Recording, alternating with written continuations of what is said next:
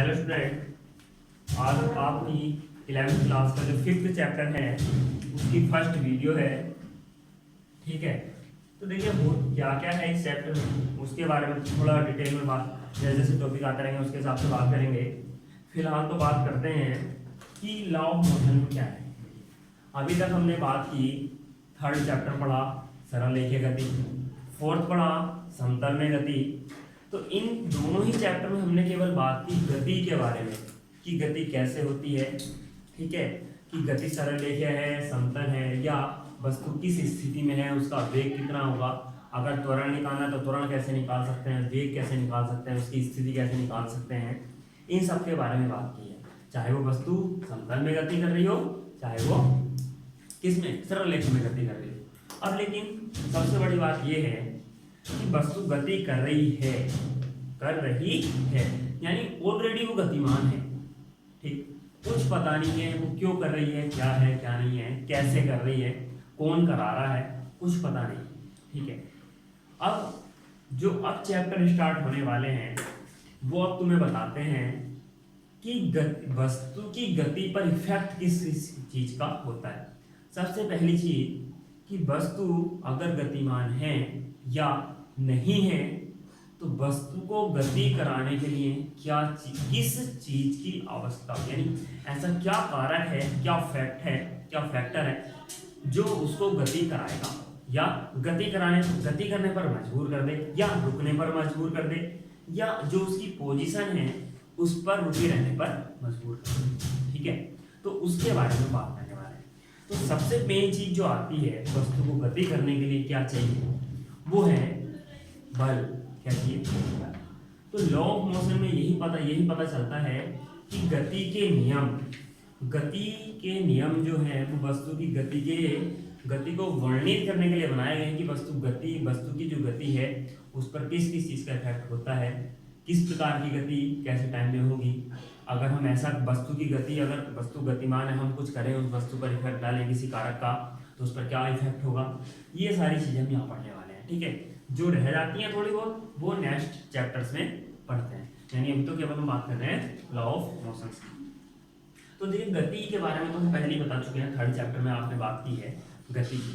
ठीक है, अब उनके नियम उनके बारे में बात करने वाले हैं। तो सबसे पहले मैंने आपको बताया गति को वर्णित जो किया जाता है या जिसकी वजह से गति होती है उसमें सबसे मेन फैक्टर होता है फोर्स का। तो फोर्स क्या है, देखिए इससे पहले एक वीडियो 9th की अपलोड की हुई है, आप उसमें देखें तो उसमें भी थोड़ी डिटेल से इसको बता रखा है फोर्स को, तो फिर भी मैं आपको यहाँ दोबारा डिफाइन करता हूँ। ठीक है, तो फोर्स क्या है आप ये समझ के चलिए। देखिए एक ऐसा केवल धक्का है या पुशअप है कि आप किसी वस्तु को पुशअप कर रहे हैं। ठीक है, सपोज दैट मार्कर है, आप इसको क्या कर रहे हैं, पुशअप कर रहे हैं केवल। ठीक है, किसी भी साइड को कोई पर्टिकुलर एक डायरेक्शन फिक्स नहीं बता रहा हूँ। ठीक है, आप इसको पुशअप कर रहे हैं, अब यानी धक्का दे रहे हैं। तो बल क्या है, एक तरह का धक्का है। अब धक्के से होता क्या है, आप अगर खड़े आपको कोई धक्का देते हो या तो आप खड़े रहेंगे या आप गिर जाएंगे या थोड़ा इधर उधर हिलेंगे डुलेंगे। तो उसने क्या किया, जब जिसने भी आपको धक्का दिया उसने क्या किया, आप जहाँ खड़े थे तो आपकी स्थिति थी यानी पोजीशन थी, उस पोजीशन को आपको धक्का देकर उसने क्या कर दिया, चेंज कर दिया। यानी आपको क्या दिया, उसने धक्का दिया और धक्का देकर आपकी पोजीशन क्या कर दी, चेंज कर दी। तो बल भी इसी तरह का काम करता है कि अब देखिए जो दूसरा पर्सन था वो तो आपसे तो बाहर का हुआ, यानी आप उसे चाहे पर्सनली जानते हो नहीं जानते हो, लेकिन एक तो आप खुद पर्सन है, एक सेकंड पर्सन है, तो सेकंड पर्सन तो अदर फैक्टर हुआ ना, यानी बाह्य कारक हुआ। तो दूसरे पर्सन ने धक्का दिया और आपकी पोजीशन क्या हो गई, चेंज। तो इस चीज को बोलते हैं एक तरह का बल होना। तो बल होने से मतलब मैं आपको बता रहा हूँ, देखिए ये केवल सेंस है जिससे आपको पता लग सकता है बल क्या है। तो बल क्या हुआ, एक ऐसा बाह्य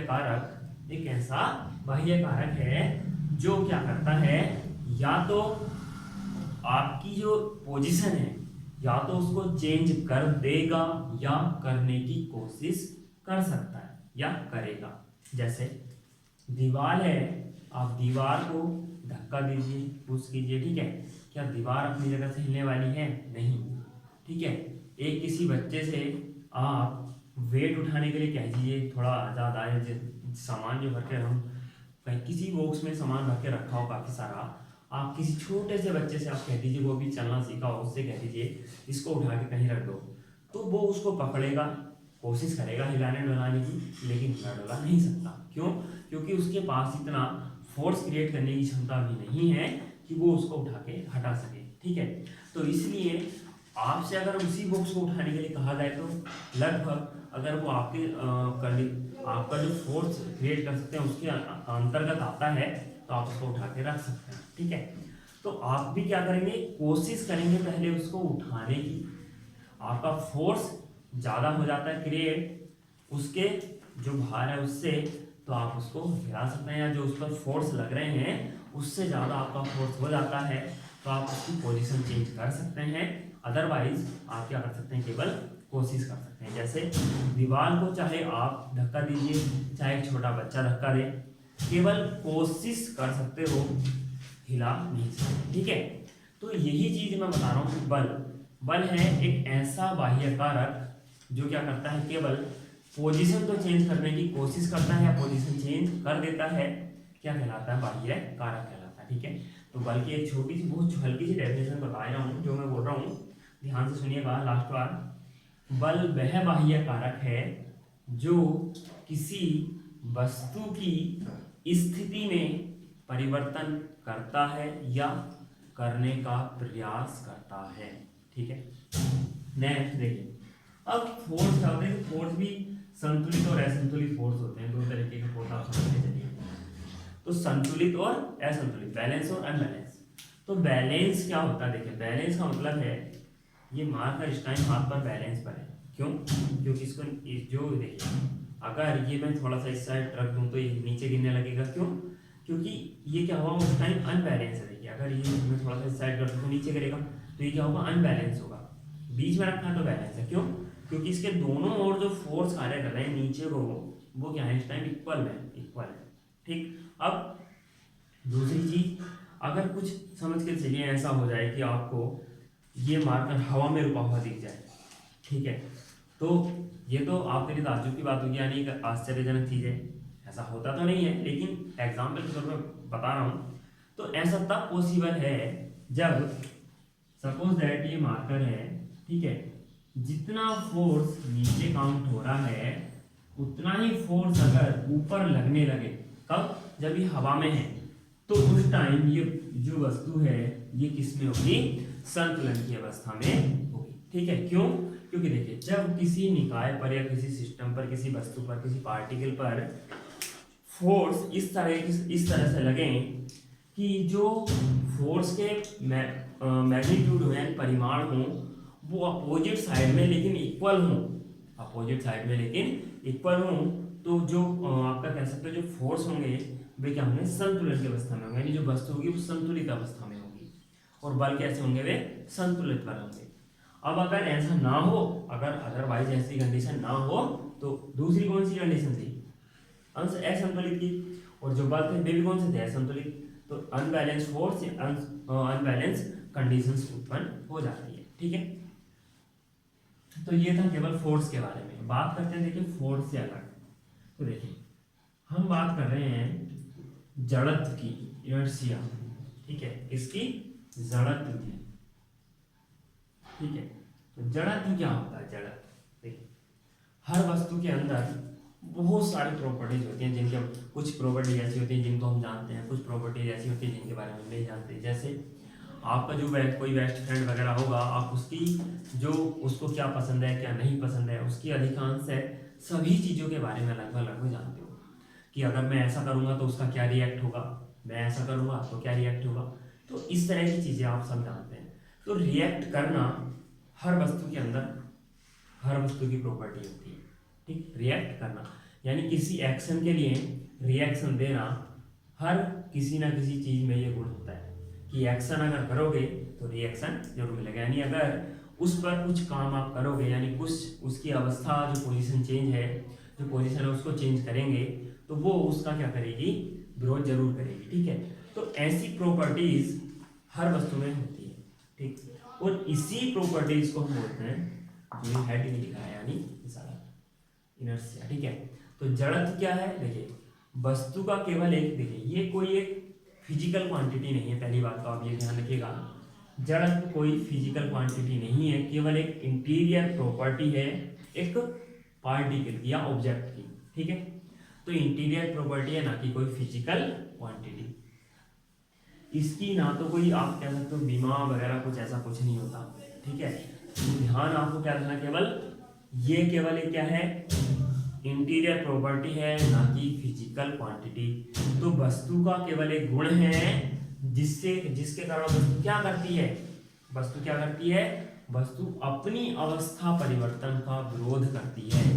तो वस्तु का वह गुण या वस्तु के अंदर निहित वह गुण, अंतर्निहित वह गुण जिसके कारण वस्तु क्या करती है, अवस्था परिवर्तन का विरोध करती है, जड़त्व कहलाता है, ठीक है। क्लियर। अब देखिए जड़त्व तीन प्रकार का होता है, विराम का जड़त्व, गति का जड़त्व और दिशा का जड़त्व।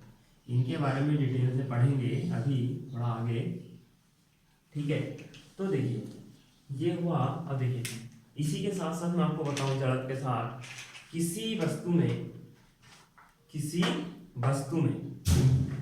जो जड़त्व होता है, ठीक है, इसी की माप जो होती है वो कहलाती है वस्तु का द्रव्यमान। जड़त्व की माप ही एक तरह से वस्तु का द्रव्यमान कहलाती है, ठीक है, ये ध्यान रखिएगा। अब देखिए चलिए बात कर लेते हैं थोड़ा ग्राम के जड़त्व की। तो देखिए वस्तु की जो रेस्ट पोजीशन होती है, यानी विराम अवस्था जो होती है, ठीक, उसके कारण जो वस्तु में जड़त्व का गुण निहित है वो विराम का जड़त्व है। इसी तरीके से वस्तु अगर एक समान गति कर रही है और उसमें इस तरह का गुण उत्पन्न हो जाए या होता है तो वो गति का जड़त्व है। वस्तु की दिशा के कारण जो इस जड़त्व का गुण उत्पन्न होता है वो दिशा का जड़त्व है। इसका एग्जाम्पल हम सर्कुलर मोशन में, यूनिफॉर्म सर्कुलर मोशन में देख चुके हैं कि वेलोसिटी नियत है, अचल है, लेकिन डायरेक्शन चेंज होने से वस्तु में त्वरण उत्पन्न होता है, जिसको हम क्या बोलते थे, आवेगीय त्वरण बोलते थे, ठीक है। तो ये चीज आपको ध्यान रखनी है। आगे नेक्स्ट टॉपिक देखिए, इनके ऊपर रीजनेबल क्वेश्चन है, उनकी वीडियो के कलेक्शन आएंगे, काफी सारे क्वेश्चन हैं, ठीक है। तो बात करते हैं मोमेंटम की, यानी संवेग। क्या होता है, संवेग रिप्रेजेंट किया जाता है P से, और ये होती है एक वेक्टर क्वांटिटी। मैंने आपसे बोला था वह अगर आ जाए तो वो वेक्टर क्वांटिटी बन जाती है। ये आप थोड़ा लगभग आप थोड़ा सदिश और अदिश पहचानने के लिए मैंने एक ट्रिक बेस बताया था, ठीक है।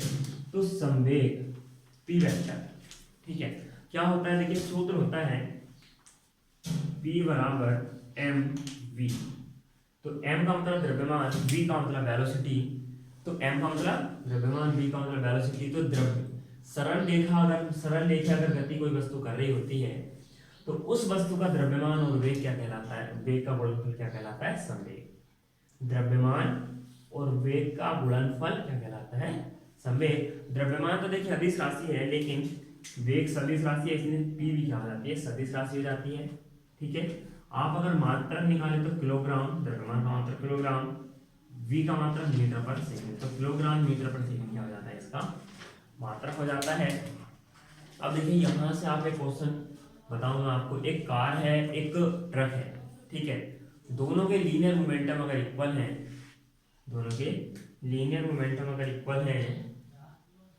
तो जो कार होगी उसकी जो वेलोसिटी होगी वो क्या होगी, ज्यादा होगी। आप इस चीज को यहाँ से देखिए, P1 is equal to P2, तो M1 V1 is equal to M2 V2। ये कार के लिए ले लीजिए और ये ट्रक के लिए, ठीक है। तो अब हमें वैल्यू निकालनी है V2 की। तो V2 बराबर M1 V1 अपॉन M2, ठीक है। देखिए अब यहाँ ये जो M1 V1 और M2 V2 है, ठीक है, क्योंकि देखिए M1 और M2 का जो रेशियो है, द्रव्यमान ज़्यादा है किसका, ट्रक का, इसका द्रव्यमान कम है। तो जब आप क्या करेंगे, यार इस क्वेश्चन को काट ही देंगे, ये तो बहुत लंबा हो जाएगा।